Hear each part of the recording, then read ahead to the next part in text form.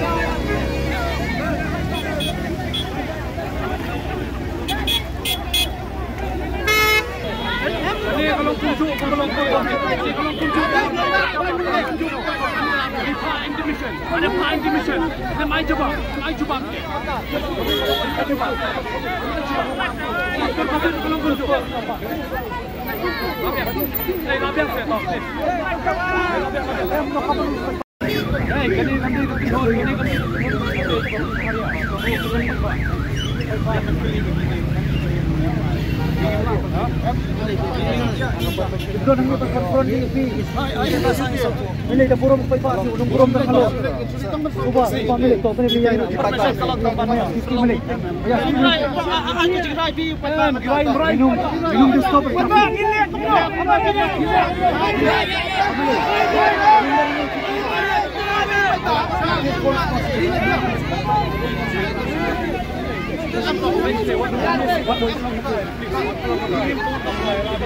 Ini kerai pak, ini kerai jom.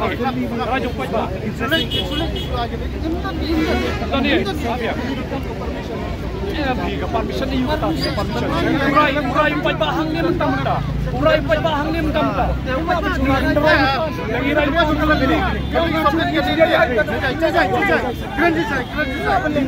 Kalau isi konten ni kita lihat tentang jejak dia. Kalau jejak kita yang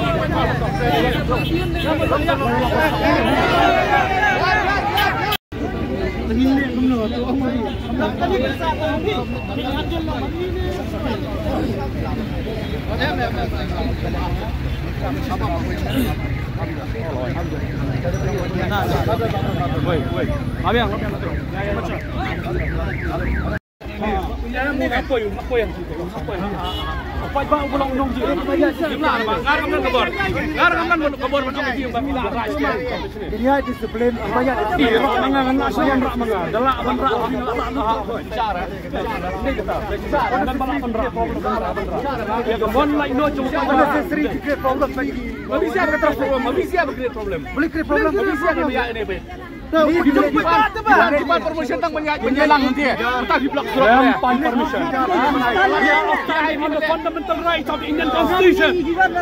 Right against exploitation. Sangat ada. Ada people Hey, Sandor baru hal di politik dan bahas Prime Minister.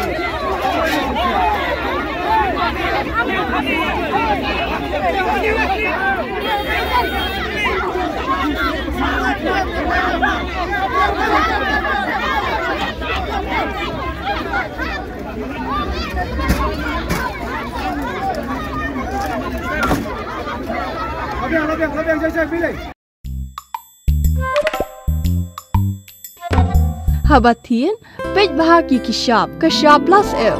Ka plus F? Hakabam bangibam dunaki eki batay kamet. Namar kata habathiru atau kau kamlu ka umpnyang kadut pej ya kishab plus F haka jingsom.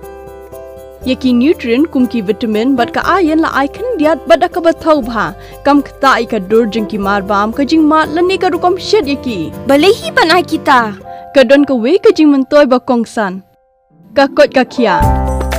Ka nutrition ba khambha ka jing im ba khambha pendon kam daki mar ba modon ka sharp plus F menta kasni Lawan Ra Shafi Lingba ko office jong Commissionerate of Food Safety Meghalaya